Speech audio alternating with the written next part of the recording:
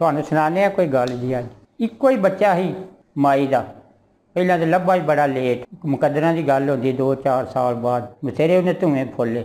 अल्लाह की दात ने कर्म किया, जो वाहवा गभरू हो गया बाहर जंगल बियाबान तुर गया, उन्होंने वाहन के एक लाल लभ गया। ये उन्होंने पता ही लाल मिट्टी का भरिया ही, कोल नाला चलता ही। उन्हें कहा मैं धो ला, नाले के इन्ना धोंदे ही हथों ही छुट गया, नहीं लभा, गुम गया। बड़ा पछोता किया। ऐसा देन दे आखनागा धोते नालों ना नधोता ही लै जांदा घर। मैं धोंदा रहा घर आउंदे तो ये आंदा रहा धोते नालों नधोता ही चंगा। जो घर आया तो ये आखी जाए धोते नालों नधोता चंगा। तो माई आंदी गई एक बच्चा अल्लाह ने दिता है, डर गया भज्जी गई। पिंड च डॉक्टर सी, आंदी है जी बड़ा अल्लाह ने कर्म किया तुसीं मिल पे हो। मैं कित्थे खज्जर होना है, की गल। बच्चा किले बाहर गया तो डर गया। ये आखी जाता धोते नालों नधोता चंगा। आखना कि कोई गल नहीं, चलो। डॉक्टर आया, उन्हें टीका शिका लाया, दवाई दी, चुप कर गया। माई बड़ी खुश, आंदी डॉक्टर जी तुहाडी बड़ी मेहरबानी, मेरे बच्चे नूं आराम आ गया। अज भी वही वक्त है, थोड़े ने पैसे तां बाहले ने तां। बंदा पुछदा जी किन्ने पैसे ने तुहाडे, आखण कि तुहाडे जी किन्ने पैसे ने डॉक्टर जी।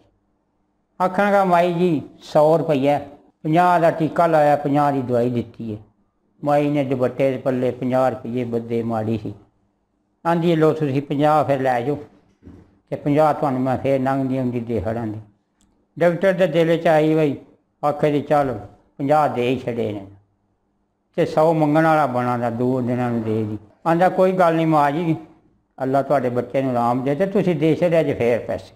माई ने होर दुआवां दित्तियां, खुश होई, टुर गया। सवेरे उठे तो बड़े चाऽ नाल दी पुत्तर बड़ा तू मैनूं कल खपाया, बड़ी मैं परेशान सा।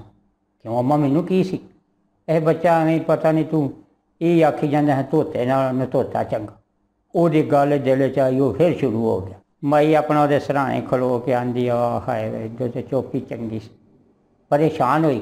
लो जी बंदा सी एक, उन्होंने कोई फोन आया, वो कोल वक्ती तौर पैसे को नहीं हैं।